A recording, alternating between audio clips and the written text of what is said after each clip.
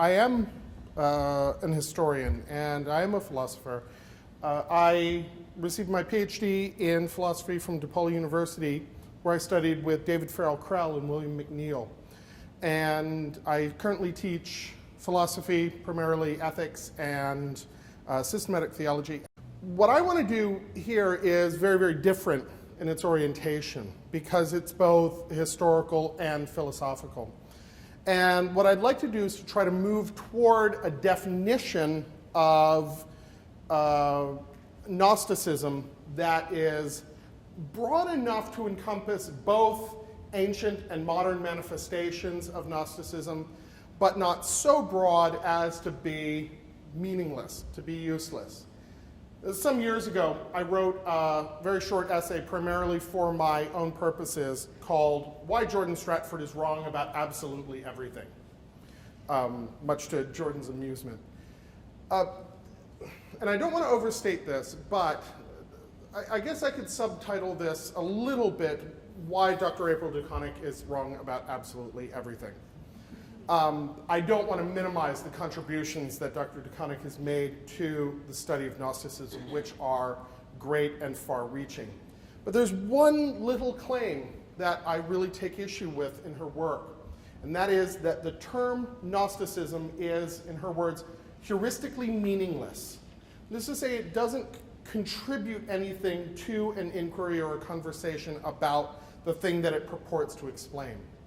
And where I think she goes wrong here is that she ignores the very real shared symbols, shared language, and shared orientation that makes a Gnostic a Gnostic. So I'm going to start with a definition, and we're going to see how that definition holds up over the course of the next hour or so. The elements of Gnosticism that I think are essential to any meaningful definition are, first of all, that it has to do with gnosis. And I'm amazed at the extent to which there is a whole literature that talks about Gnosticism, that attacks Gnosticism or promotes Gnosticism or seeks to identify Gnosticism, and never mentions gnosis. Never once mentions this thing. Gnosis is a kind of knowledge. It is a kind of episteme. It is a kind of knowing, but it is not reducible to simple data gathering. It is instead experiential, it is unique to the individual that experiences it, and it is, at least in terms of rational and propositional language, incommunicable. But it's not entirely incommunicable. And this is what leads me to the second element of my definition, which is that Gnosticism emphasizes mythical and symbolic representations of experience. Because when we seek to express something or to communicate something that by its definition challenges or undermines propositional language, we have to turn to other forms of expression. And symbol and narrative over moral command has, in my experience, always been a hallmark of what we call Gnosticism. But the importance of that narrative or textual dimension over, say, proscription or prescription, moral commandment or imperative, is part and parcel of an emphasis of what we traditionally called in philosophical literature the spiritual over the material. Now, as Bishop Tim is fond of reminding people, I'm a continental philosopher. I was steeped in the continental tradition, so I'm a little nervous about those terms. And I actually prefer the terminology of the virtual and the actual. In 98.7% of the cases, these are going to overlap in an absolute sort of way. But I prefer that language because it doesn't get us into the rigid distinction between spirit and matter, which assumes that these are two different kinds of substances. Instead, the distinction between the virtual and the actual allows us to think that relationship or that tension while still seeing them as along a spectrum, along a continuum. One of the best allegories that I've ever seen of this distinction between the virtual and the actual is that of the physical state change. So I have a piece of ice. And we all know that materially the piece of ice is no different from the glass of water. They are chemically, structurally the same. And we know that the continuum of temperature is very, very finely graded. But we also know that there is a point where the ice melts. And the ice stops being ice and it becomes liquid water.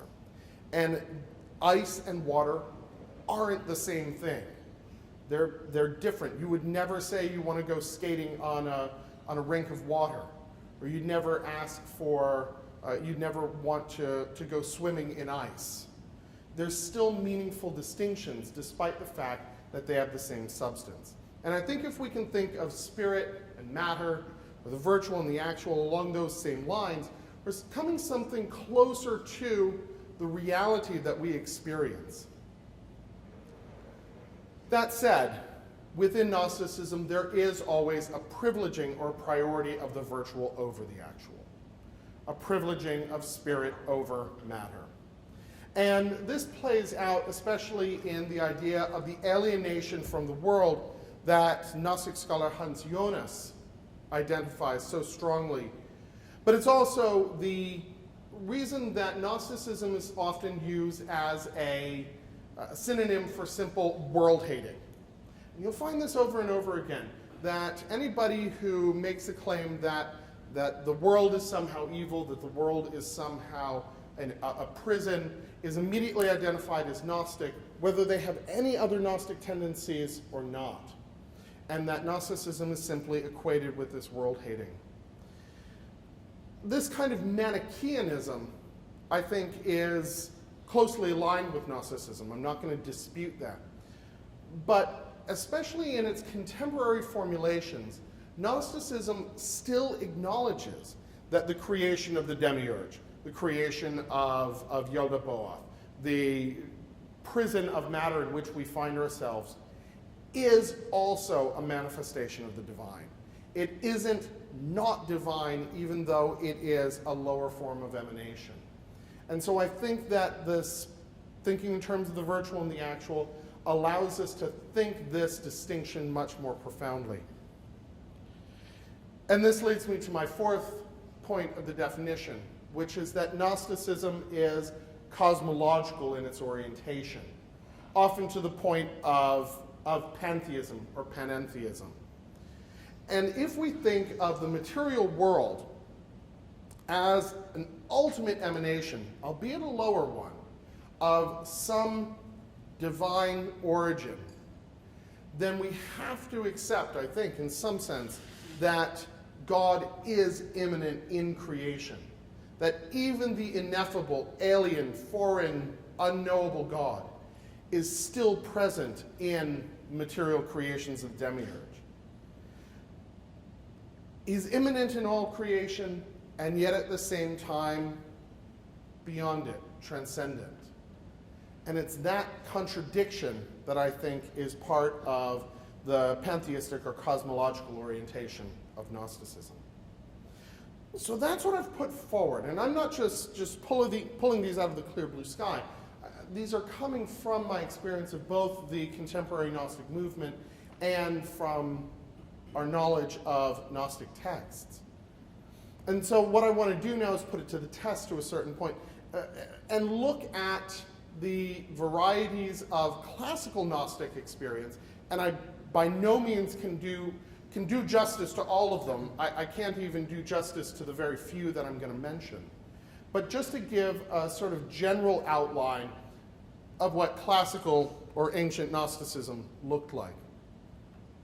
Hans Jonas, again, and Jonas is an interesting figure. He's sort of a modern day Irenaeus. He is he's a wonderful resource for thinking philosophically about Gnosticism, but he's ultimately a kind of opponent of it. He equates it with a kind of nihilism. But he splits Gnosticism, classical Gnosticism, into two schools, what he calls the Persian and Syrio-Egyptian. The Persian includes primarily Mandeans And here in Sydney, there's still a strong Mandean presence. And Manichaeanism. Manichaeanism, profoundly influenced by Zoroastrianism, strongly dualistic, strongly alienating God from the world, really emphasizing this distinction between spirit and matter. Mandeanism typified primarily by its rejection of Christ as a false prophet who distorted the original messages of John the Baptist. But most of what we think of when we think of at least contemporary Gnosticism is influenced more by the Syro-Egyptian strains of Gnosticism than by the Persian. And so what I want to look at is just a handful of these schools or sects, particularly the Sethians, the Valentinians, and the Basilidians. Now, there are 100 other thinkers and schools that I could include here that just in the interest of time, I don't have the resources to really explain, but breaking the rules. But I think that looking at those three schools will give us a sense of the scope of Gnosticism in the 1st and 2nd centuries. And here I have to again make a nod to Dr. DeConnick, because she's very right in a real sense that Gnosticism never represented a singular phenomenon. It never represented an identifiable school. It's not a terminology that these people used themselves. It is an artificial construct. It's a way of thinking about a disparate set of beliefs and ideas and practices that we then group together.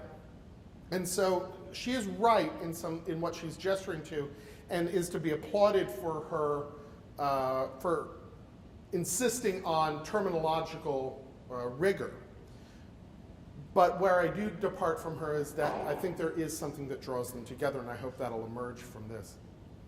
The Sethians are typified primarily by their attention to the so-called alien god, or the unknown god. In fact, Hans Jonas' most famous text on Gnosticism uses this terminology of the alien god in its title. The alien god is ultimately and absolutely unknowable. It can be known only negatively, only through a kind of negative theology. We can say what it is not. We can say that it is not material. We can say that it is not limited in time. We can say that it is not human. And all of these things give us a sense, apophatically, as it were, of what God is. And we know that God comes into the world or proceeds into the world through this process of emanation, through Barbelo and through the aeons. And ultimately, this structure of aeons, the lowest of them is Sophia, wisdom. And Sophia seeks to imitate the emanations of the first father. She says, wow, that's really neat what he's doing. He's emanating himself out into the world. Maybe I'll give that a try. And that ends as well as one might imagine. That, obviously this goes completely pear-shaped. And what she gives birth to is Yaldabaoth, described in the Sethian texts as a serpent with a lion's head. Yaldabaoth is then identified with the demiurgic creator of the Timaeus from Plato. And the Platonic influence of Gnosticism as we know it ought not to be understated. In fact, there is a text that was found in the Nag Hammadi library, and everybody was sort of translating this text. And isn't this really interesting text? Making sort of interesting claims, and it's sort of like these other things, until somebody said, I've heard this before, and realized that it was a passage from the Republic that was treated as scripture. So the Platonic influence is certainly a very powerful one. We see this very clearly in the Sethians. Yaldabaoth is a blind demiurgic creator, creates the material world believing that he himself is the first father, ignorant of anything that's higher than himself. And while we can look at that as the creation of the world, the creation of matter, is something separate from the emanation of the first father. Yaldabaoth, too, is an emanation of the divine. He's not somehow separate. He's not somehow other. We don't have the radical kind of dualism that we see in, for example, Manichaeism, where the two original gods are co-eternal. This is best exemplified in the rethinking of the Eden story, where rather than God granting this beautiful garden and giving it to his creatures and saying, well, you can do everything you want, but I've just got this one rule. Don't eat the fruit of the tree of the knowledge of good and evil. Of course, my question, and this comes up when I'm teaching Augustine, is always, why the fuck does he put it in the garden? If he doesn't want us to eat it, why put it there? Why not put it on the far side of the moon? And of course, the answer is that it is through the expression of our free will that we come into our personhood in the traditional reading of this text. But for the Sethian interpretation, he does it because he's not wholly in control. Because the tree of the knowledge of good and evil isn't his to move around. It isn't his to position. And that Eden, as beautiful as it is and delightful as it is nothing but a gilded cage. And so the serpent comes in, and the serpent, identified with a kind of proto-devil in the traditional reading of the Eden story, is here instead an emissary of the first father that gives us the key to our own prison, that allows us to thwart the power of Yaldabaoth. I think that we can see here many of the dimensions that we identified, or that I tried to identify in this definition. That there is a kind of initiatory knowledge or gnosis that comes from this serpent. That the mythical or symbolic emphasis is first and foremost, that we're talking about a narrative structure, a story that's told about the existence of good and evil, for example. That the spiritual or the virtual is emphasized over the actual, and that there is a pantheistic understanding of divinity that, despite the distinction between spirit and matter, that the whole of creation is shot through with the emanations of the divine. These emanations, the way in which God shows himself out into the world, is taken up in a very, very different way by the Valentinian Gnostics. Valentinian Gnostics are tons of fun because they have this whole system of there's the ogoad, and there's the decad, and there's the dodecad, and they're related in these pairs, and then the pairs are sort of related down, and then this one goes sort of up here, and you wonder why Irenaeus says that the stories of the Gnostics are just absurdly confused. They're self-contradictory. They're ridiculous. They're just made up rubbish, and obviously this has no relation to truth. But you look at the Valentinian system and you go, yeah, a little bit. That said, there is a structure in Valentinian Gnosticism that I think a lot of us have a strong affinity for, because it begins with the buthos, profundity. And there is a union of that profundity with CA, silence. And it's from this moment of profundity and silence that the world comes into being. And it comes into being through this development, this unfoldment, this coming to presence that has its own structure and its own pattern. And so it works in these syzygies: mind and truth, word and life, man and church. And these in turn give birth to the deep, the commingling, the undecaying, the union, the self-existent, bliss, the immovable,